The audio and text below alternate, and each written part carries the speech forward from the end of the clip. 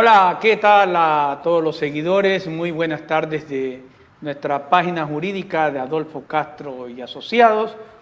Hoy, día sábado, nos hemos convocado para escuchar un tema interesante en la materia civil. No sin antes queremos dar nuestra sentida nota de pesar a los familiares de los colegas, la abogada Maritza Gándara Molina y el abogado Samuel García Macías, que han partido hacia el encuentro con el Creador.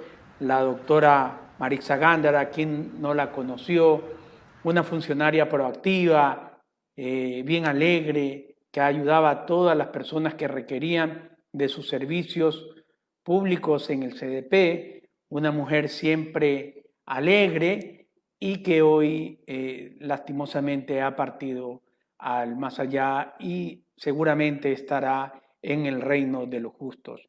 De igual manera queremos hacer llegar nuestra condolencia a los familiares de nuestro maestro, el doctor Samuel García Macías, que en el día de hoy se ha apagado su luz, su vida y ha partido hacia el encuentro con nuestro Creador.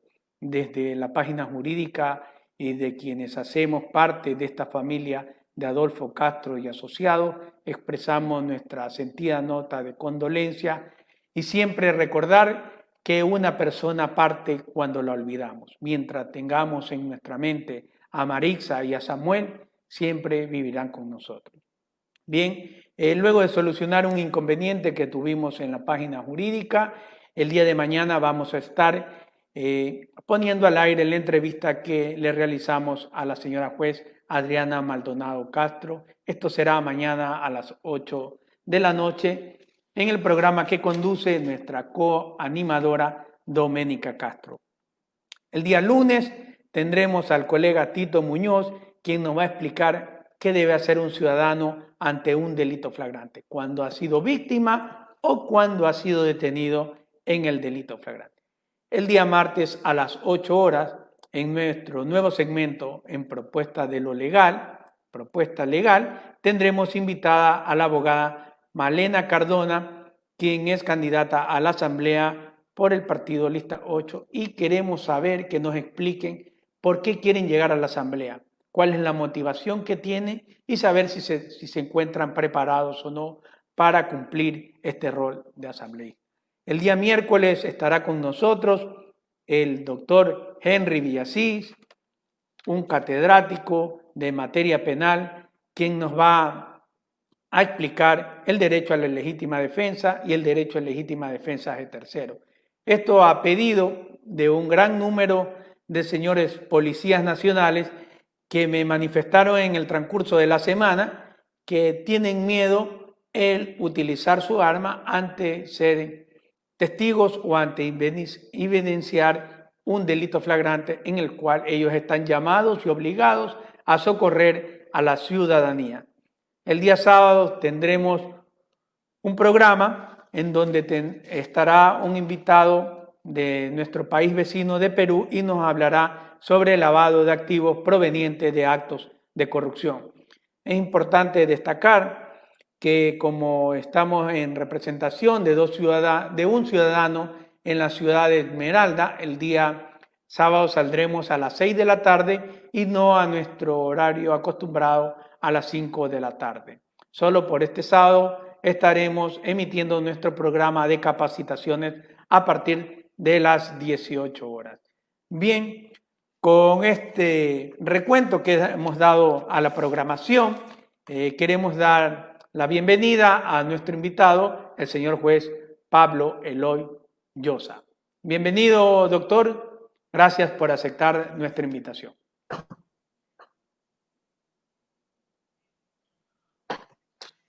Bienvenido, Pablo. ¿Cómo estás, doctor? Un gusto saludarles y muchas gracias por la invitación. Muy buenas tardes también con los presentes y nuevamente gracias por esta invitación. Cuéntanos un poco cuál es el cargo que ocupas y cuál ha sido tu trayectoria hasta llegar a ser juez de lo civil de esta provincia. Bueno, mi trayectoria comienza exactamente en calidad de ayudante judicial. Tuve el grado de estar 1 año, 8 meses en la ciudad de Manta, mi ciudad en la cual radico, en la área o en la sala de sorteo de visitaciones. Posterior a ello, ingresé a la fiscalía durante 3 años y medio en calidad de secretario.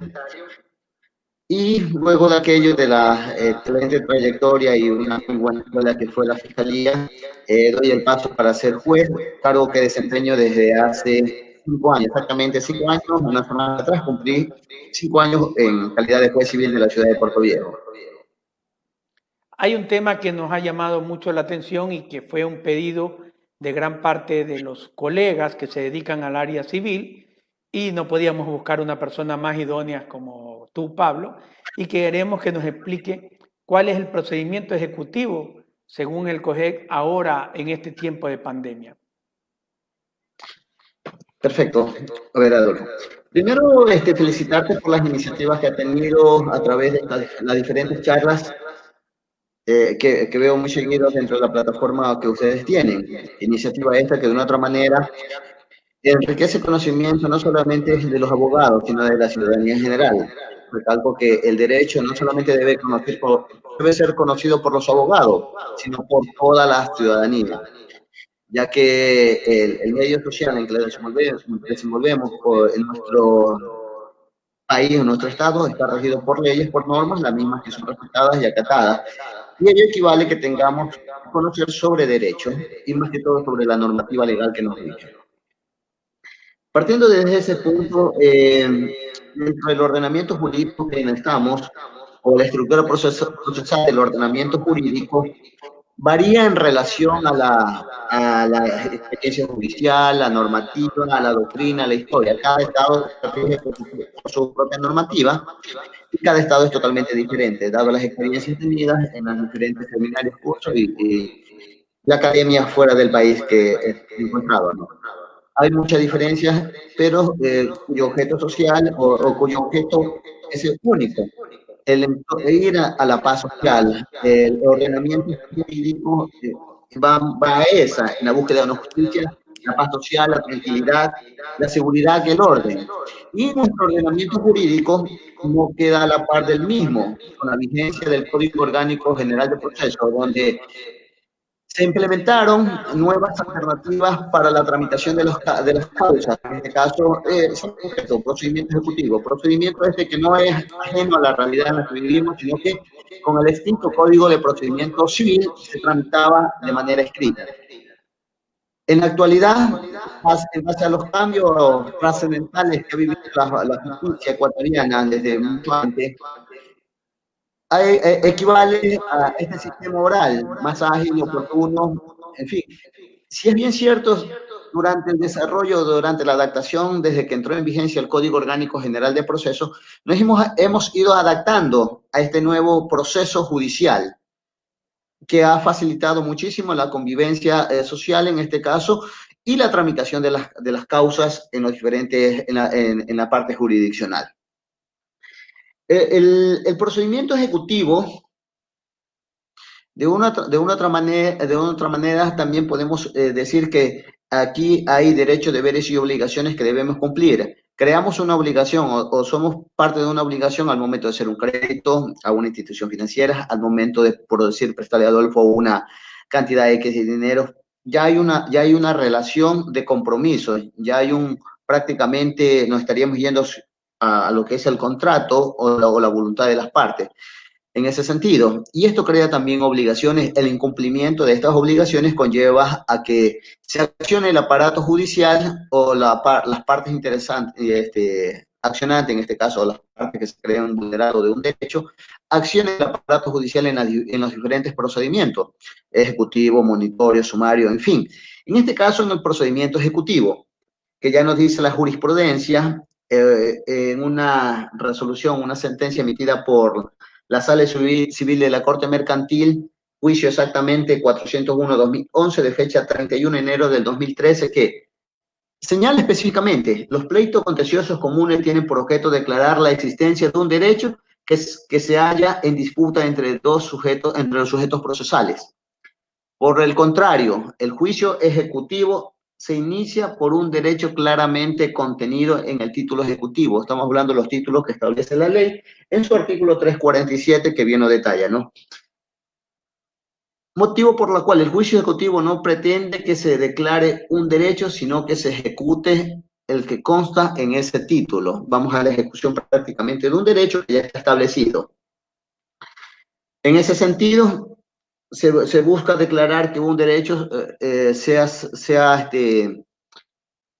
a través de los mecanismos judiciales, que un derecho sea reconocido, la ejecución del mismo a través del procedimiento ejecutivo en referencia. Este procedimiento ejecutivo, ¿cómo nace? Nace en este caso con el documento. El documento estos que se encuentran detallados en el artículo 347 del Código Orgánico General de Procesos. Su procedencia en el 348. En ese sentido, pero debemos de tener en cuenta que el procedimiento ejecutivo, la obligación contenida debe ser clara, pura, determinada, actualmente exigible. Además que cuando la obligación es de dar una suma de dinero, esta debe ser líquida. ¿Dónde radican estos principios? Si vamos a entablar o a proponer una demanda ejecutiva, debemos tener en cuenta que estos procesos, hablemos exactamente de un pagaré y una letra de cambio, deben cumplir los requisitos que están establecidos en el Código de Comercio también. 114 te habla exactamente los requisitos que debe tener la letra de cambio. A falta de uno de aquellos, no estaríamos ante un título ejecutivo, podría tramitarse por otra vía. Pero al hablar de su pureza, esta no debe estar condicionada. En este caso, el título ejecutivo no debe provenir o debe hallarse envuelto por unas circunstancias de que sea de un acto por una garantía, por así decirlo. Vamos a ejemplos concretos y reales. Yo como abogado no puedo ir a sustentar una audiencia única de juicio en un procedimiento ejecutivo e indicar en mis alegaciones que la letra de cambio proviene de una obligación crediticia, producto de la misma se firmó una garantía, o sea que proviene dicha letra de cambio de una garantía. Con esas alegaciones que ya estoy, en este caso como abogado litigante, indicando, o mi demanda que proviene de un acto de garantía, prácticamente perdería la pureza. También debe ser, en este caso, pura, determinada, de plazo vencido. En este caso, en el plazo vencido, podemos indicar que la letra de cambio o un pagaré, vámonos en este caso por un pagaré. Páguese a la orden de Pablo Llosa el día 18 de octubre del año 2020. Comenzamos con el reloj inicial, perfecto, cumple con ese requisito. Pero si el pagaré en la parte baja, donde ya prácticamente va a firmar en este caso el garante o el deudor, indica páguese a la vista. Estaríamos hablando de dos hechos ya. El uno, páguese a una fecha determinada, y en la parte baja, páguese a la vista. Es decir, que estaríamos inmersos en una letra de un documento ejecutivo que tiene dos fechas totalmente distintas, lo cual no está contemplado en el artículo 188 subsanable del Código de Comercio para que esta sea subsanable. En este caso, el título no es claro. Hay doble fecha, una de plazo vencido y la otra con una fecha determinada. Consecuentemente, la ley no prevé, en este caso el Código de Comercio, en su artículo 188, que dicho documento pueda ser ejecutado o cobrado por la vía ejecutiva. Más bien, ya pasaría a ser un juicio o un procedimiento ordinario en ese sentido. La demanda debe cumplir con los requisitos especificados en el artículo 142, 143, en este caso, para que proceda. A falta de uno de los requisitos, y ojo, y al contratarse que el documento no tiene las características de ejecutivo, se inadmitirá la misma de entrada en este caso, ¿no? ¿El por qué aquello? La ley es bien clara. A falta de uno de los requisitos específicos en el procedimiento ejecutivo, el juez no la admitirá. Sucede en la práctica diaria, y en este caso, como dentro de las funciones que cumplo, se ve mucho. Al no cumplir los requisitos que establece el artículo 347 y 348 del Código Orgánico General de Procesos, de ahí en concordancia, de acuerdo al título o documento que se apareja, en este caso letra de cambio, pagaré la orden 114 del Código de Comercio, 186, 87 del Código de Comercio. En cuanto a los pagarés, a falta de uno de estos requisitos, prácticamente la demanda se desecha. Ojo, que en este punto el juez no debe hacer análisis sobre el fondo del hecho que trata de la ejecución o el cobro de la obligación. Simplemente inadmite el documento que no ingresa en análisis en cuanto al fondo, si cumple o no cumple con los requisitos para que determinar o llegar a una sentencia. Simplemente está procediendo conforme a derecho a determinar si el título ejecutivo cumple tales requisitos para ser admitida la demanda, en este caso, ¿no? Por ello que la admisión, el no admitir una demanda ejecutiva de entrada, el abogado tiene o la accionante tiene la opción de volverla a presentar, corregir, por ejemplo, si falta una firma, si falta la dirección en la letra de cambio, si falta una de los renglones en que establece la letra de cambio, puede subsanarla, corregirla y volverla a presentar, en este caso, ¿no? Porque no se está decidiendo sobre el fondo del hecho. Muy diferente fuera si llega esa demanda, pasa esa demanda ejecutiva y en su momento es declarada sin lugar por falta de uno de los requisitos, que muy poco sucede en aquello, ¿no? O si la letra de cambio, sabiendo que hay una obligación, pero no era la tramitación de la misma porque el título ya no es ejecutivo, pasaron los 5 años que determina la ley, podría presentarla en un juicio de procedimiento ordinario. En el caso concreto, el juez puede inadmitir la demanda al momento de la presentación, al percatarse que no cumple los requisitos establecidos en la ley, en el artículo, los requisitos del 142, o en su defecto, el 114 si es la letra de cambio, 186 y 87 si es el pagaré a la orden, en ese sentido. Ahora, como le indicaba, la presentada la demanda, admitida la misma en la admisión, el juez puede, a petición de parte, claro está, y con la justificación adecuada, la documentación, el juez en su providencia inicial o en su acto de admisión puede ordenar medidas preventivas, tales como si el documento, si el pagaré o la letra de cambio proviene con una obligación, por decir, una hipoteca abierta, está justificado, más que todo esto lo utilizan las instituciones financieras. Como garantía una propiedad o una casa, genera una hipoteca abierta a favor de la determinada institución financiera.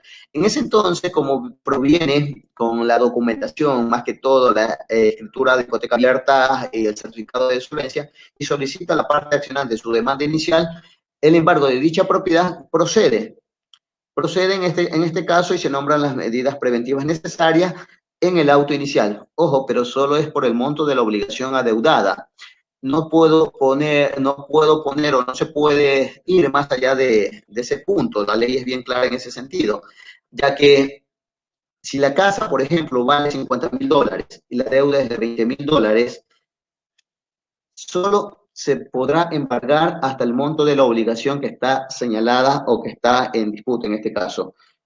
En ese sentido, posterior a ello, se sortea un depositario judicial, posesionarse y hacer el respectivo embargo con el apoyo de la policía. Y se ordena también la inscripción en el registro pertinente, en este caso, ¿no? Si proviene de una letra de cambio que no tenga una garantía como crédito hipotecario, se pueden solicitar la medida preventiva, en este caso de prohibición de enajenar. Así mismo sucede con vehículos, con el secuestro de lo mismo, pero solo hasta el monto de la obligación. La contestación a la demanda. Continuando ahí. Antes de aquello, citado, una vez que se proceda con estas diligencias, si hay medidas preventivas, viene la citación. Al no comparecer dentro de los términos de 15 días la parte demandada, se procede directamente de acuerdo al 352 a dictar la respectiva resolución o la respectiva sentencia, sin necesidad de entrar en audiencia. Toda vez que estaríamos hablando como anteriormente el artículo 430 del Código de Procedimiento Civil. Citada demanda no comparece, sentencia. Es el mismo caso en el procedimiento del Código Orgánico General de Procesos. citada la demanda, no comparece dentro del término de los 15 días que determina la ley, automáticamente se dicta la respectiva sentencia. Ojo que esta sentencia no es sujeta de apelación de algunas y causará ejecutoría, ¿no? Prácticamente, porque las partes demandadas, pese a haber sido citada en legal debida forma, no ha comparecido al proceso y se entenderá el que me importemos prácticamente o la falta de conocimiento, en este caso, para que comparezca a juicio y se dicte la respectiva sentencia. En el caso que sea citado y comparezca al proceso, la contestación a la demanda debe cumplir los requisitos que establece el artículo 142 en este caso, y el juez convocará la respectiva audiencia única correspondiente en la materia. Pero esta contestación, por lo general, las excepciones que se plantean dentro de la misma deben estar encaminadas a demostrar el hecho con los medios probatorios. Las comunes que se deben presentar en este aquí son las que determina el artículo 353 del Código Orgánico General de Proceso. En este caso, título no ejecutivo, una de las excepciones que puede plantear. Pero, ¿cómo planteo estas excepciones teniendo los medios probatorios adecuados para proceder a probar ese hecho? La regla general es que si yo voy a plantear excepciones, no debo plantearlas por simplemente se me dio la gana, simplemente o porque para que el papel aguante más. Las excepciones deben ser planteadas acorde a los hechos porque se va a probar, tal como lo dice el artículo 353 en su parte final. La excepción previa, que la plantea, debe ir de la mano con las pruebas aportadas para probar los hechos alegados. ¿Cómo voy a probar un título que no es ejecutivo? Creo que pusimos al inicio de esta charla un ejemplo claro. Si el título no es ejecutivo, proviene de una garantía, yo tengo que demostrar esta excepción previa con los medios probatorios que voy a anunciar en mi contestación a la demanda. ¿Cómo puedo probar este hecho? Digamos, Pablo Llosa trabaja para determinada empresa de venta. Para Pablo Llosa poder trabajar en determinada empresa de venta, debe firmar una letra de cambio como garantía, porque Pablo Llosa va a cobrar valores producto de las ventas, por decir, en las tiendas, que es lo que más sucede, entrega de licor, entrega de ciertos productos. Todo estoy garantizando, con esa letra de cambio, estoy garantizando mi trabajo, cosa que no debería hacer. Pablo Llosa sale de dicha institución o dicha empresa y me demandan porque supuestamente hay un faltante de dinero. Esa letra de cambio ya está comprometida porque proviene de una garantía, viene coaccionado para que yo pueda cumplir mi trabajo en determinada empresa de venta. Allí ya estoy probando un hecho, pero ¿cómo lo pruebo? Puedo decir con mi propio testimonio, declaración de parte, la declaración de parte del contratante, si hay más personas vinculadas a dicha empresa que han sido despedidas o que tienen la misma relación contractual y la firmar documento. De esa manera, yo ya estoy probando o iría a probar un hecho, en este caso. No simplemente decir la letra de cambio proviene de una garantía, sino que tiene que probar el hecho y buscar los medios apropiados necesarios para probarlo. En este caso, los abogados litigantes son los conocedores del derecho y son los abogados que tienen que guiar a su cliente, demostrar las excepciones de este tipo de naturaleza. Lo estoy poniendo algo como referencia. Nulidad formal o falsedad de título, otra de las excepciones que se plantean dentro del juicio ejecutivo. En este caso, ¿cómo probaría una nulidad formal?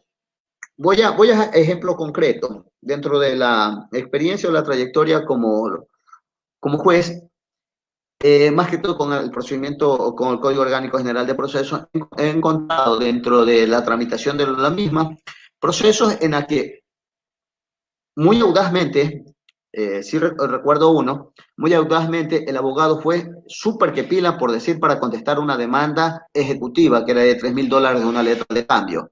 Citada la parte demandada, al momento de ser citada, a los 2 días de haber citado, es decir, están todavía dentro del término de los 15 días, El abogado me pide, presenta un escrito indicando, señor juez, sin dar contestación a mi demanda, lo cual voy a hacer dentro del término correspondiente, solicito se señale día y hora para realizar una pericia grafotécnica con un perito acreditado del Consejo de la Judicatura.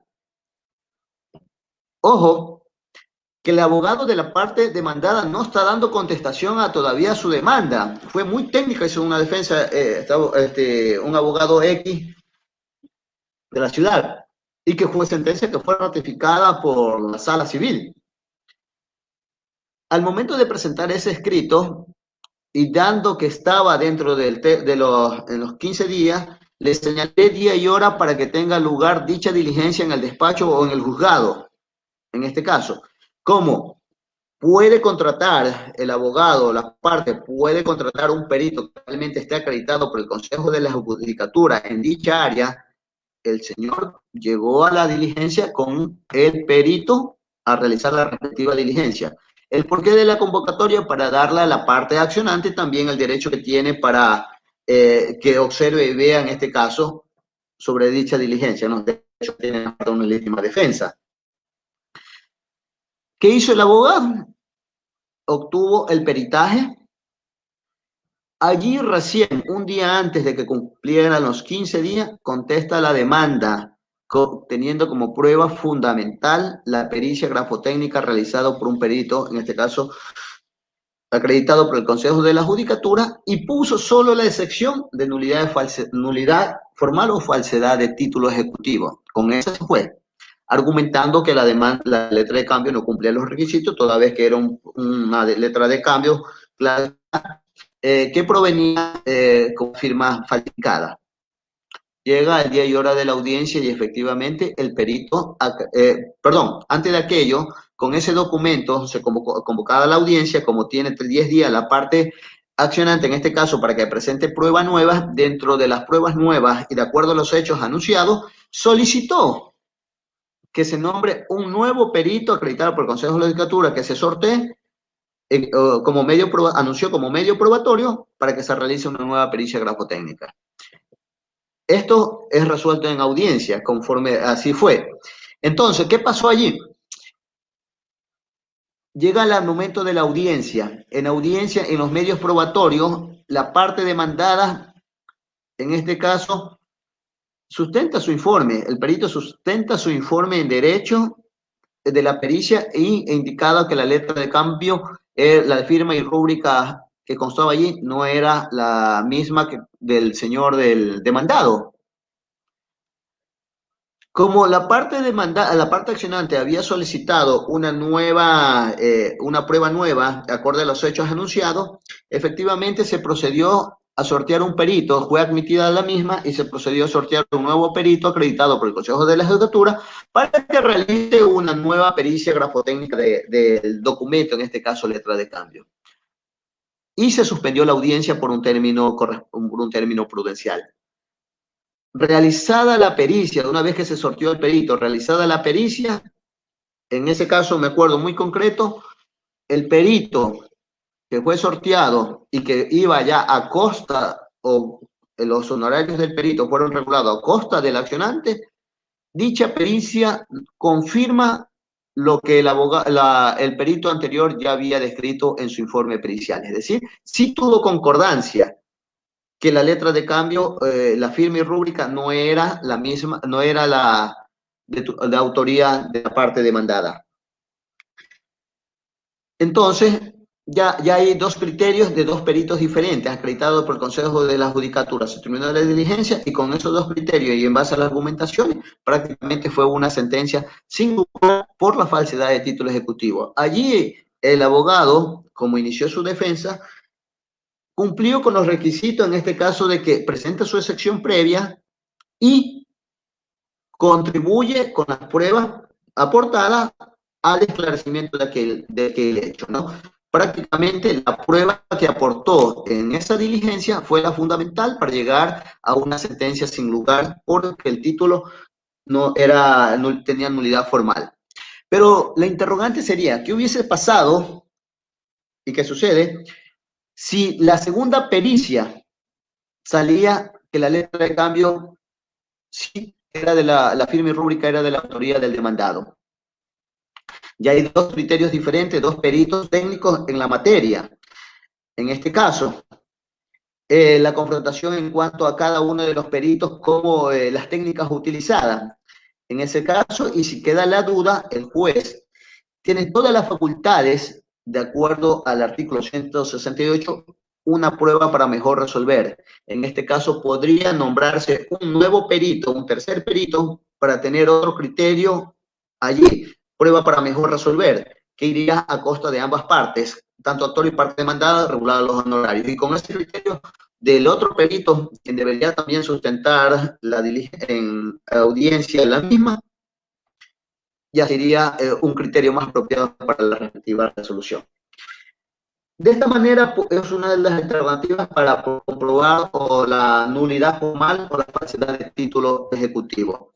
En este caso, recalco, son los abogados litigantes, son los llamados a emitir o a pronunciar los medios probatorios apropiados para llegar al esclarecimiento de los hechos y probar sus excepciones planteadas de acuerdo a lo que determina la ley. La extinción total o parcial de la obligación. Bueno, la extinción total o parcial de la obligación lo encontramos establecido en el artículo 1583 del Código Civil. En materia ejecutiva, más se dan este tipo regulada en el numeral 2, que son la solución o pago en efectivo. Muchas veces llegan procedimientos ejecutivos,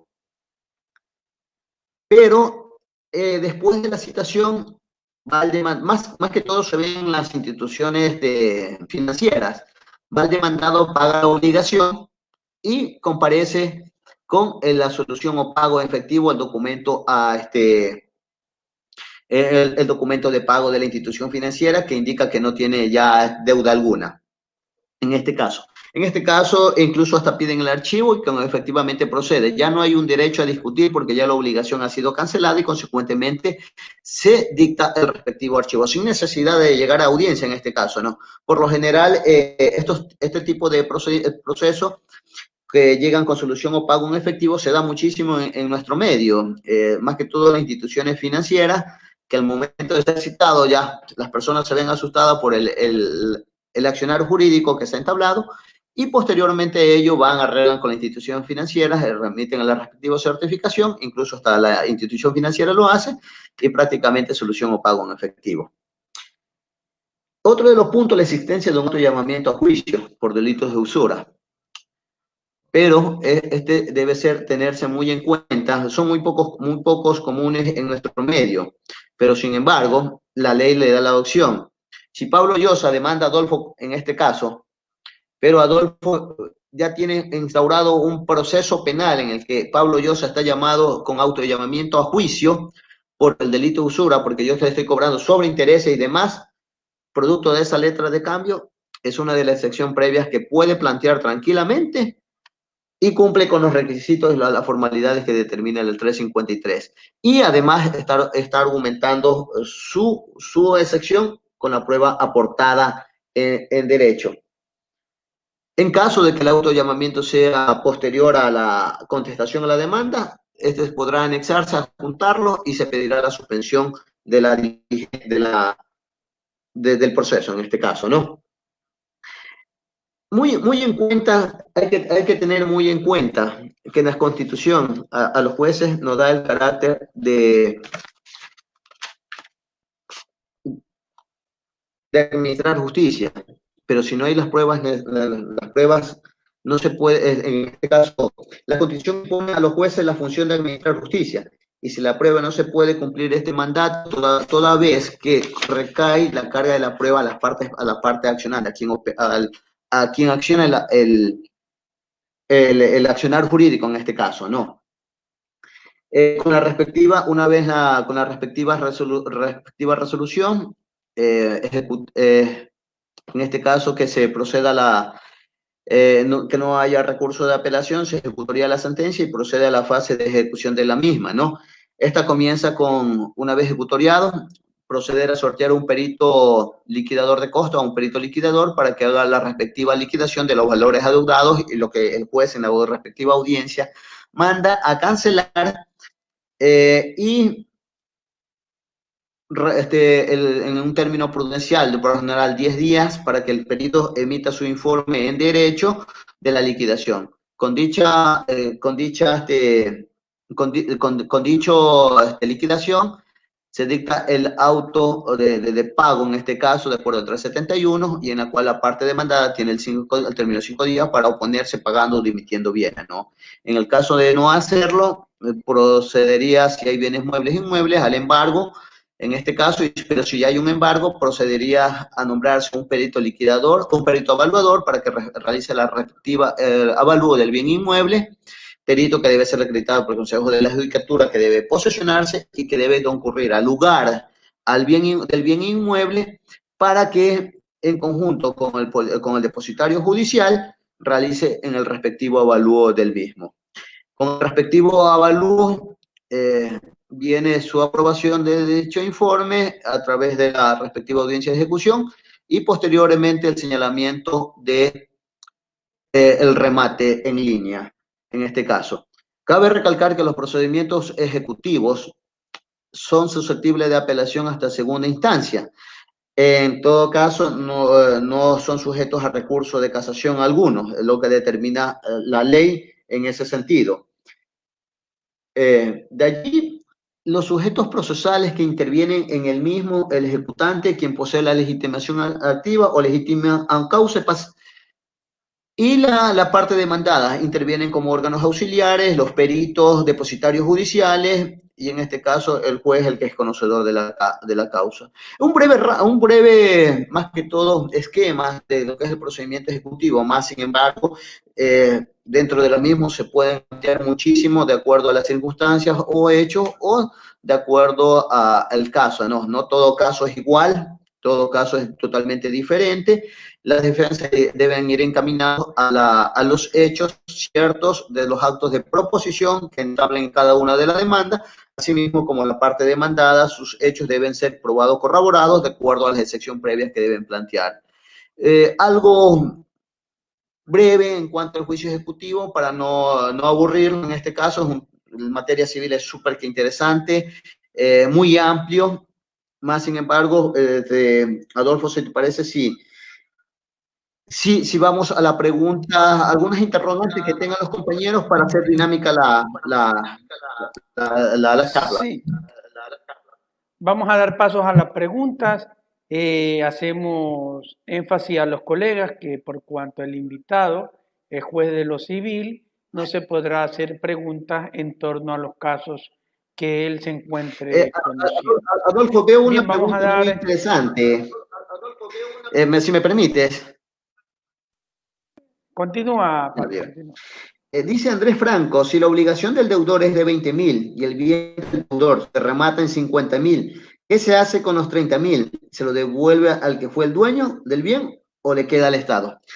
Efectivamente, se le devuelve dicho proporcional de dinero, en este caso, seamos concretos, la institución financiera X llega al remate de una propiedad que vale $50.000, como lo dice Andrés, pero la deuda es de $20.000. El restante, el juez en su auto de adjudicación, en este caso tiene que disponer que los 30.000 restantes, claro está, justificando los gastos de transferencia de dominio, sean depositados en un tiempo prudencial en las cuentas de la unidad judicial correspondiente. Ese dinero corresponde y es de la parte del dueño del bien inmueble que ha perdido su vivienda por el transcurso de este remate. En ningún momento pasaría al Estado, más bien pasa directamente, mediante el trámite correspondiente, al propietario del bien inmueble que fue rematado. Por eso, al momento de iniciar la demanda en el auto de admisión, se indica que se proceda al embargo solo hasta el monto de la obligación. No tiene por qué rematarse el dinero sobrante, no tiene por qué darse la parte demanda, en este caso, que acciona el aparato judicial. Y otra interrogante de nuestro seguidor Manuel Limendara, dice si él tiene una letra de cambio que solo se encuentra suscrita firmada, ¿qué consecuencias le puede acarrear a él si él termina de llenar con su letra esta letra de cambio? Solo se encuentra su letra firmada, ¿no? A ver, ya hay con la letra de cambio nace una obligación. Solo la dejó firmada la parte demandada, ¿no? En este caso. La incidencia allí que la letra de cambio cumpliría los requisitos que determina la ley. Yo puedo firmar la letra de cambio, dejarla en blanco. No, ojo, que es una de las grandes, podría decir, errores de nuestra ciudadanía. Por eso indicaba que el ciudadano, no solamente el abogado debe conocer derechos, sino la ciudadanía en general. Es un gran error firmar una letra de cambio. Solo firmarla y queda en blanco, porque tranquilamente la llena la parte accionante. Allí, la letra de cambio cumpliría con todas las formalidades que establece el artículo 114 del Código de Comercio. No tendría objeción alguna porque la firma y rúbrica, la que está allí, corresponde al accionante, en este caso, a la parte que va a ejecutar un derecho. De allí que se ha llenado, posterior a ello, y si está bien llena y cumple con los requisitos, como se acaba de indicar, no tendría objeción alguna para demandar.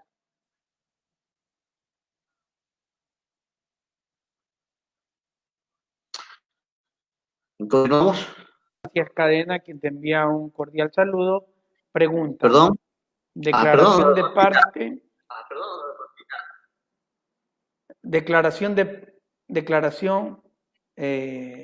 Declaración parte antes confesión judicial puede ser presentada como título ejecutivo.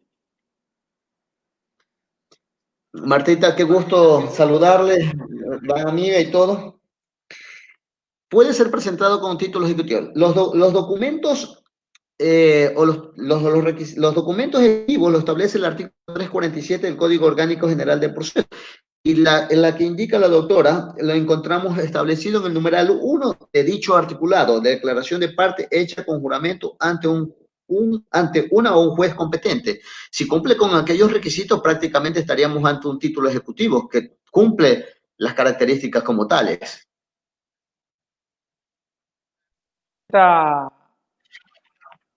Manuel Limendara, ¿cuál es la diferencia entre título de ejecución y títulos ejecutivos?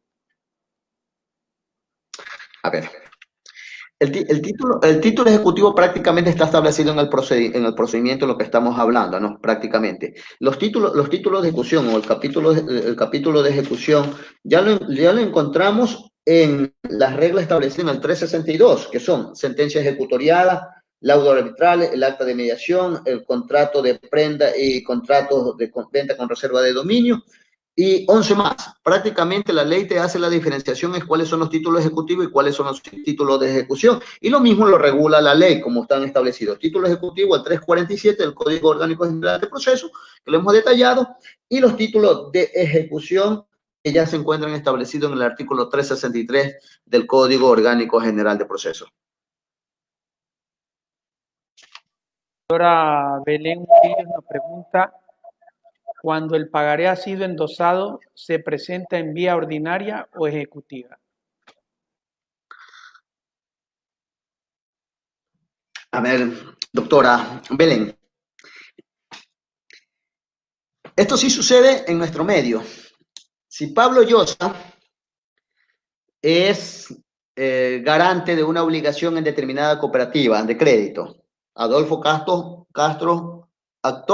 deudor principal, y Pablo Llosa, garante de la obligación. En este caso, Adolfo no cumple con la obligación crediticia que tiene en este caso pagando la obligación. Más sin embargo, por como los múltiples hechos, problemas que acarrea la misma, Pablo Llosa paga la obligación a la institución financiera. Pero al momento de que paga la obligación, Pablo Llosa le dice, ¿sabe qué? Yo la pago, pero a mí endósame en el pagaré a la orden. Endosado el pagaré a Pablo Llosa con la respectiva certificación de haber cubierto la deuda, tranquilamente, y si no ha excedido el tiempo, en este caso de los 5 años, el título tranquilamente lo puede presentar en la vía ejecutiva. No tiene limitación para que usted lo presente en vía ejecutiva, porque Pablo Llosa ¿A quién le va a cobrar esa deuda que pagó? Ya no se lo va a cobrar a la cooperativa, se lo va a cobrar a Adolfo, que en este caso no cumplió con la obligación, y lo demando a él con el título ejecutivo que me otorgó la dicha institución financiera y que ha sido legalmente endosado al nombre de Pablo Llosa. Consecuentemente, constituye título ejecutivo y puede accionar el cobro a través de esta vía. Si está fuera del tiempo establecido de 5 años, ahí sí procede a accionarla en vía ordinaria conforme las reglas del 289. Preguntan también si en el caso que tú comentaste del peritaje, se puede cuestionar que la letra es falsa o solo que la firma es falsa. Nos pregunta Manuel Lima Endara. Ya. ¿Cómo cuestionas el documento que sea falso? ¿Cuál es el principal objetivo de decir que el documento es falso? La firma, ¿no?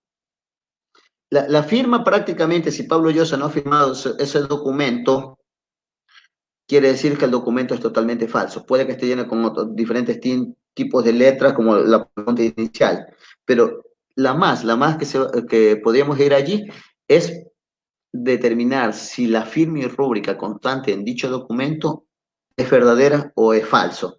En ese sentido, deberíamos cuestionar prácticamente la legalidad a través de la firma, en todo caso.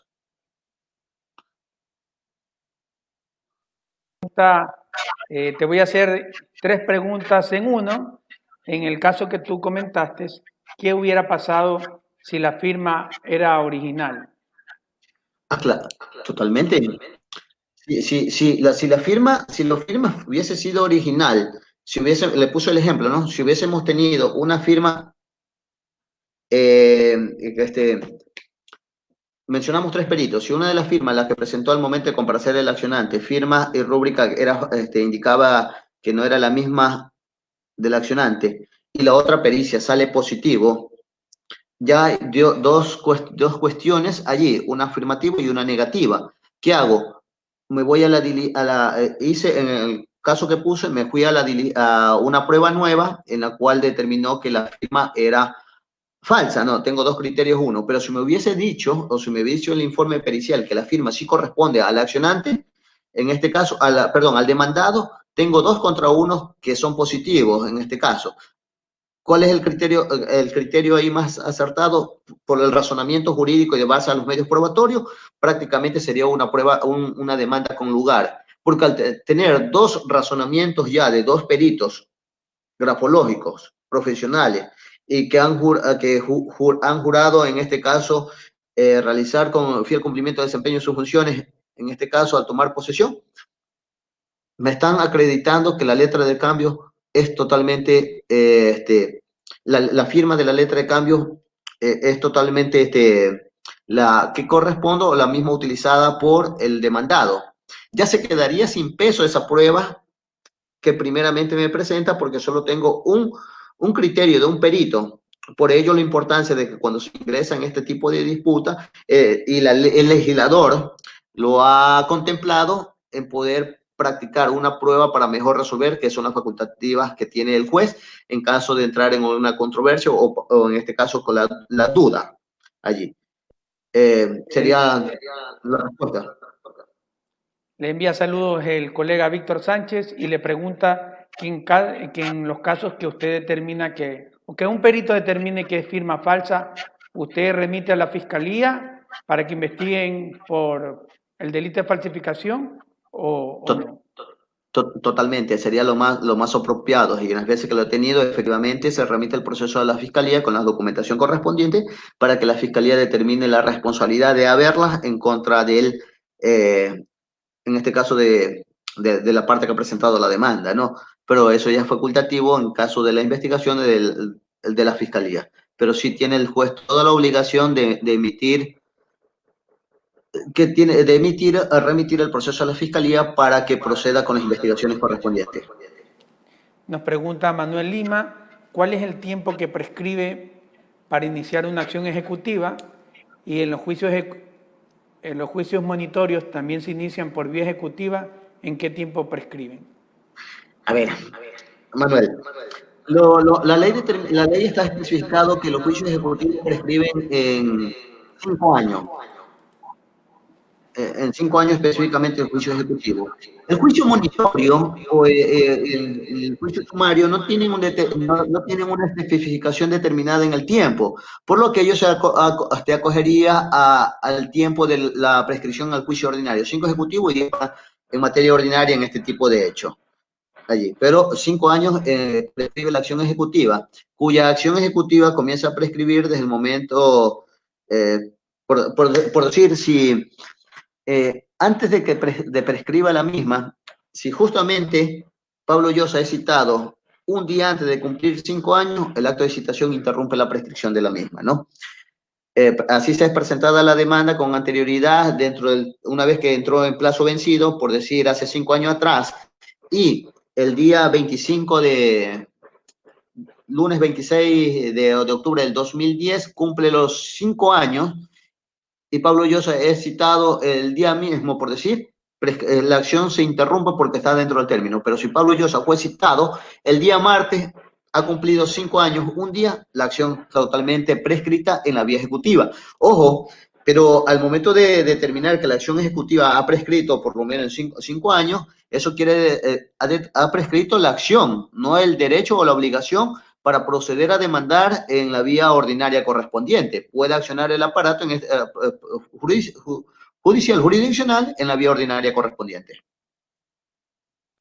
Nos trae el colega Miguel Ángel Osaeta un comentario que a criterio de él considera que la prueba para mejor resolver técnicamente no podría ser dirimente para poder resolver, ya que a pesar de que la prueba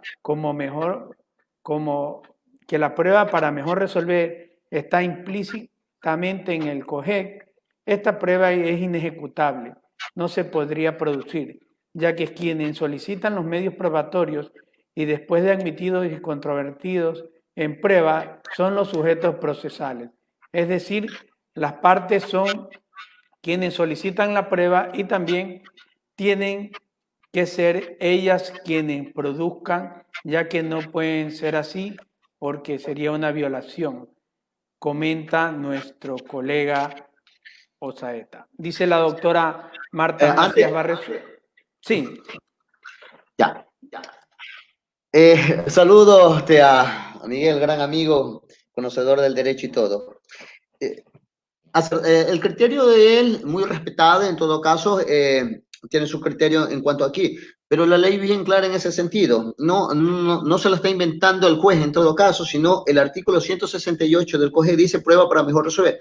La o el juzgador podrá excepcionalmente ordenar de oficio y dejar expresa constancia de las razones de su decisión, la práctica, la prueba que juzgue necesario para el esclarecimiento de los hechos controvertidos.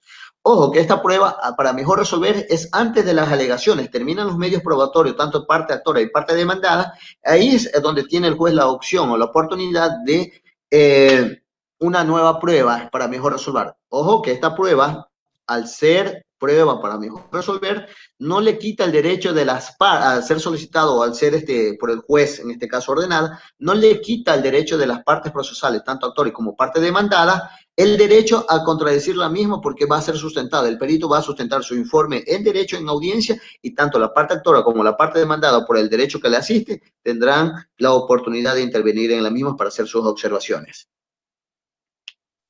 Marta Macías Barresueta nos pregunta el pago de intereses de gracia que cobran las instituciones financieras, ¿lo consideran los jueces para la liquidación? Doctora, la sentencia en este caso mandan a pagar los valores correspondientes, de manera específica, ¿no? Los intereses que cobran las instituciones financieras, o en ese caso ya corresponde directamente a ellos, muy por fuera, ¿no? Del ámbito jurisdiccional, pero en la sentencia se explica exactamente qué valores son determinados a pagar dentro de la misma. Resulta que si bien es cierto es de un juicio monitorio, no sé si le podamos absolver a Jorge Wix Zamora, dice.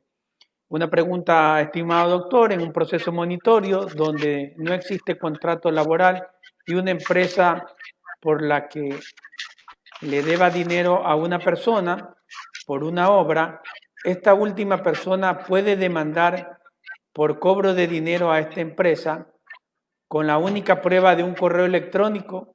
Gracias por su atención.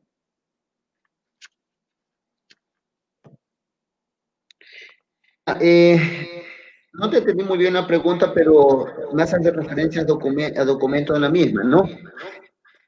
El procedimiento monitorio, y creo que la suya se ajustaría al numeral, al 356, numeral 2, medio, factura o documento, cualquiera que sea su forma y clase, o el soporte físico que se encuentre o aparezca. En este caso, si tú tienes la certeza que el documento cumple con los requisitos que establecidos en el 356, puedes accionar la vía monitoria correspondiente, siempre y cuando tenga la certeza y el documento cumpla con los requisitos establecidos en los numerales que establece el 356. Colega Julio Espinosa Izquierdo te saluda y te pregunta qué pasaría si una letra de cambio, la cantidad es por ejemplo, $3,000 y escribe mal la cantidad en letras. ¿Qué valor se considera o este título de crédito es nulo? Mira, el 188 del Código de Comercio da la salvedad de ciertos requisitos formales dentro de la letra de cambio. En este caso, pese a que está mal escrita, me dice está mal escrita la cantidad en número, pero en letra no está, ¿no? Acogería la que está en letra prácticamente. No sería nula la letra de cambio, toda vez que sí hay una cantidad determinada en este caso. ¿Y si está mal escrita la letra? Si dice La 3,000 letra, y en letra dice 30,000. ahí, bueno, ahí primero hay que mandarla a manera clara en todo caso, si hay una controversia ahí, pero me iría por la cantidad que está en el número. El 188 te habla algo de aquello, se corregiría, se marcaría lo que está en número. Bien, dice Martita. Bien, no es una pregunta. Tenemos preguntas que nos han llegado por WhatsApp. Mientras tanto, también le vamos a atender a ellos. Dice, comparecí, pero no propuse excepciones. Igual no tengo derecho a la apelación. A ver, la ley es bien clara.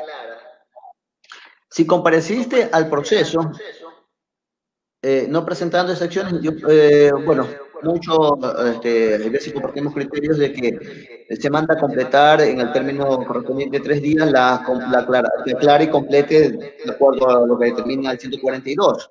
De no hacerlo y no presentar excepciones, se tendría como 352, o sea, directamente a la sentencia y esta causa ejecutoria y no tendrías esa parte de proceder a con una sentencia, perdón, por la apelación. Que nos llega por WhatsApp dice, comparecí pero propuse excepciones que no están determinadas en el procedimiento ejecutivo. ¿Cuál es el procedimiento? Se pasa a la audiencia en todo caso, ¿no? Pasa a la audiencia tranquilamente, porque me imagino que haber presentado alguna excepción previa que crea conveniente de acuerdo a la que están establecida en la ley, y ya se resolvería en audiencia. ¿Es válido presentar como excepción el estado de pandemia ya que me quedé sin trabajo? Mira, ya que vamos a ese punto y quizás nos faltaba abordar un poquito de aquello, a raíz de la pandemia que hemos sufrido todos, ¿no? En las vidas humanas de amigos, queridos y demás, se ha perdido y que ha prácticamente ha quebrado nuestra economía, no solamente de Ecuador, sino las afectaciones son a nivel mundial, más que todo por la pérdida de vidas. Si es bien cierto, nuestro gobierno, el gobierno trató a través de los diferentes estados de excepción a controlar esta situación, pero no solo que las obligaciones nacen de la voluntad de las personas. Si es bien cierto, fueron suspendidos el no pago de las obligaciones durante determinado tiempo, pero esto no implica que esa obligación no sea cubierta o no respondan las partes que lo contrataron. no es una excepción que prácticamente tiene incidencia. Lamentablemente, en el medio actual, las obligaciones se contraen, se obligan y en este caso hay que cumplirlas. Es lamentable la situación en la que vivimos, falta de trabajo a raíz de aquellos créditos hipotecarios y créditos personales que se han visto, en este caso, sin poder cancelar, y ha conllevado a las instituciones de crediticias ya a accionar en estos momentos las acciones de cobro por el cumplimiento o no pago de la obligación. Muy respetando el criterio de muchos, pero no equivale a una excepción de manera contundente. Es referencial, está la parte humana también, en este caso la parte accionante que haga conciencia de que la situación es totalmente difícil y que buscar una solución o pago, un convenio de pago sería lo más prudente en este caso, ¿no? Buscar las alternativas de pago o las soluciones para llegar a un acuerdo apropiado. Pero, en fin, es el consejo muy sano que le doy, tratar de buscar la alternativa a estos hechos. Lamentablemente, la Nos hacen situación una pregunta relacionada al mismo tema. Dice, hice un crédito para una unidad de transporte.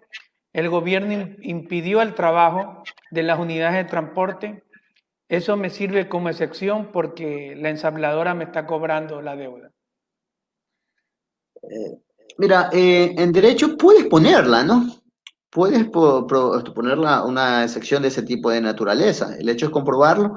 Y vuelvo y te repito, es facultativo ya de las partes, en este caso del acreedor, llegar a un acuerdo. Ojo que nuestra legislación por lo menos sí contempla dentro de los procedimientos la conciliación o la alternativa a solución de conflicto.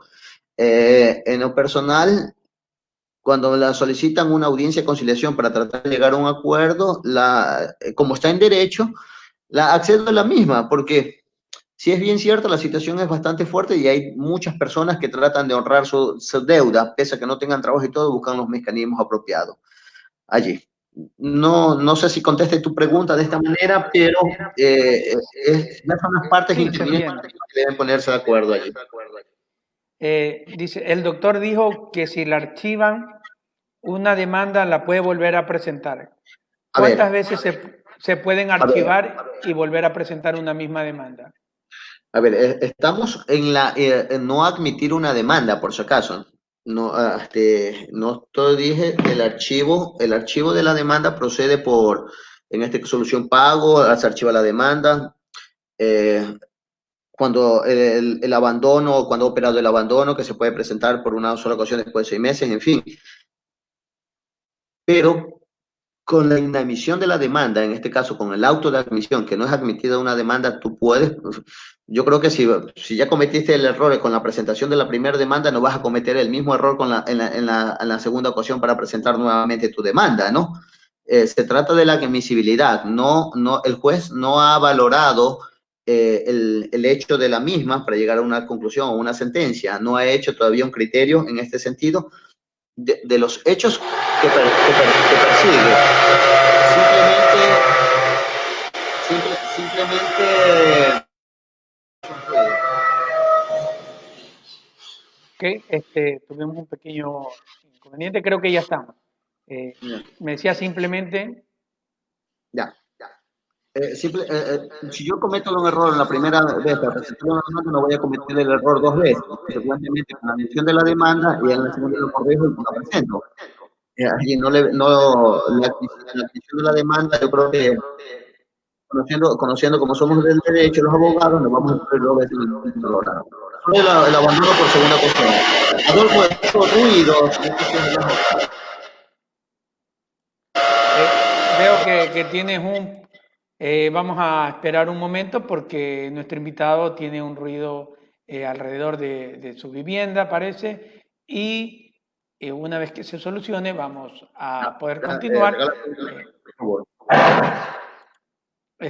Vamos a tratar de solucionar y para terminar de contestar unas cuantas interrogantes que aún nos queda pendiente, nuestro invitado tiene un pequeño problema alrededor de su vivienda. Recordamos que esta conexión no la hacemos desde un mismo estudio.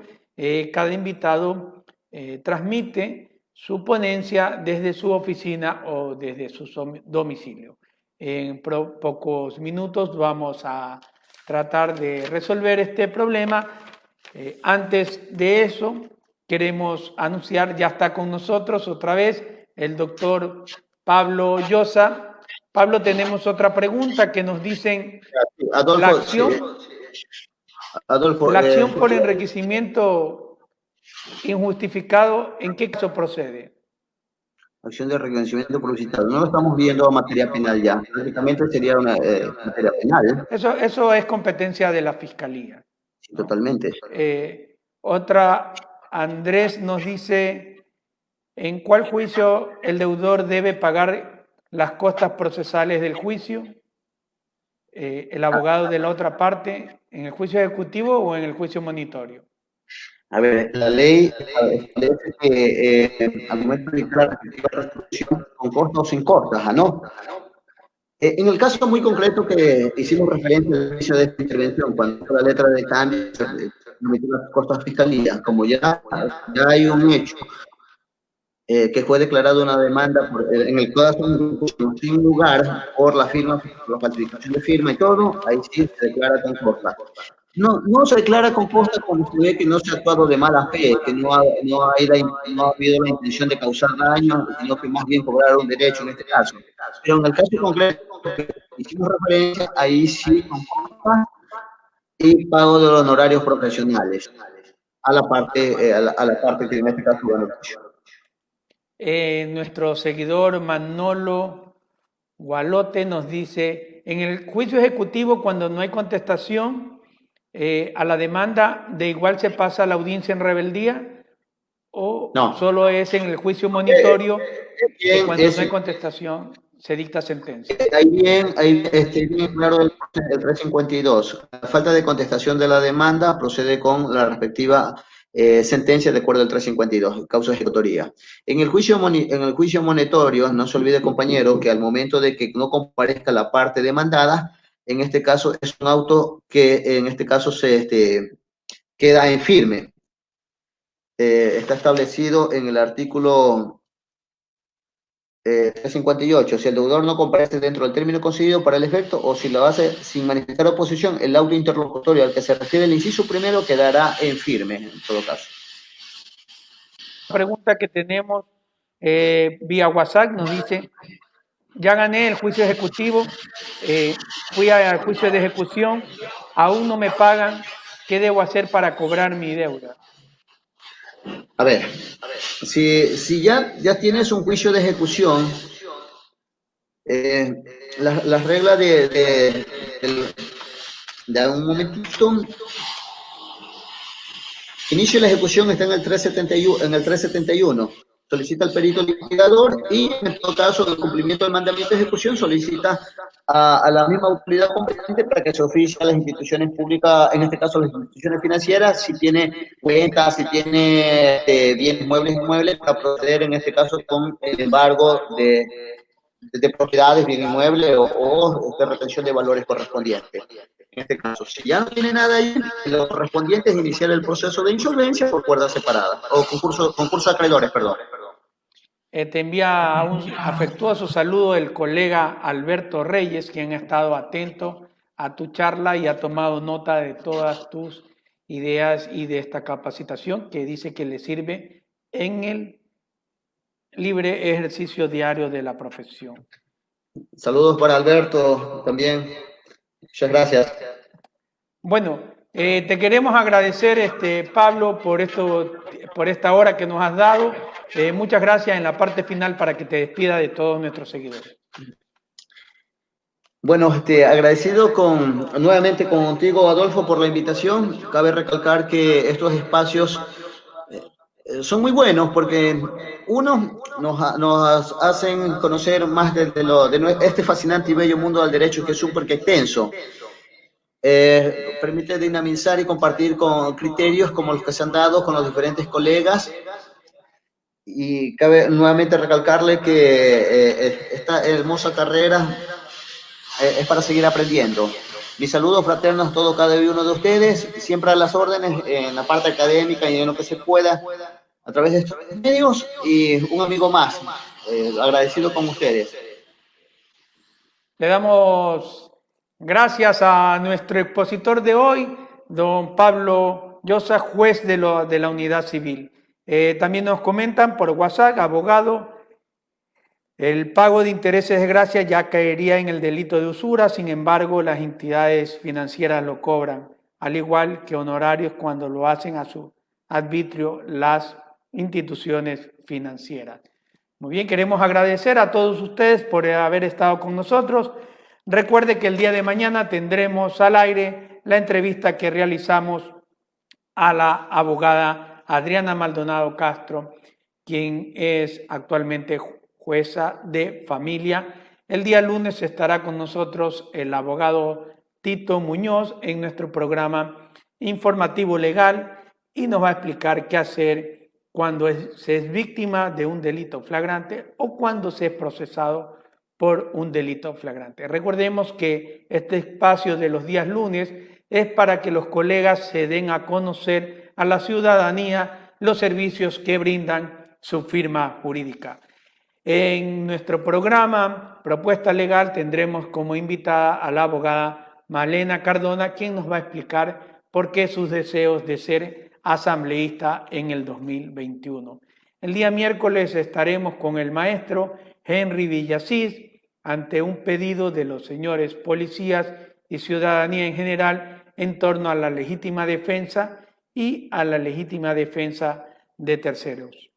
El día sábado estaremos con el doctor Sergio Emerson Chávez, quien es funcionario de la Fiscalía de Perú y nos va a hablar sobre el tema de lavado de activos provenientes de actos de corrupción.